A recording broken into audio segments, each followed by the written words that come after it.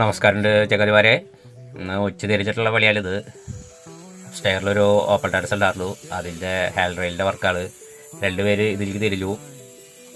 രണ്ട് കുന്നുകൊണ്ട് outer frame ഓടിച്ചിട്ട് ഉള്ളിൽ 1 ഇഞ്ച് അഴി. അവർ തന്ന ഡിസൈനാണ്. ഞങ്ങൾ മുകളിൽ പണിയുമ്പോൾ ആശാൻ താഴെ ഒരു 4 കട്ടിലുണ്ടാക്കിക്കൊണ്ടിരിക്കുകയാണ്. ഒരെണ്ണമല്ല, 4 കട്ടിൽ, ക്യൂൺ സൈസ് 5 അടി വീതിയുള്ള കട്ടിൽ.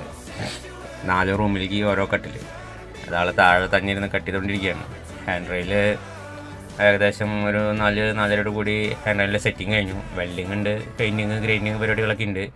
കാല് അവിടെ റൂഫ് അടിക്കുന്നുണ്ട്. അപ്പോൾ അതിൻ്റെ ഭാഗത്തിന് കാലിട്ടിട്ടാണ് നമ്മൾ ഹാൻഡ് റെയിൽ ചെയ്തത്. റൂഫ് പിന്നീടേ ചെയ്യുള്ളൂ. അങ്ങനെ ഹാൻഡ് റെയിലിൻ്റെ പരിപാടി കഴിഞ്ഞപ്പോൾ എല്ലാവരും കൂടി കട്ടിലിൻ്റെ പരിപാടിക്ക് ഇരുന്നു.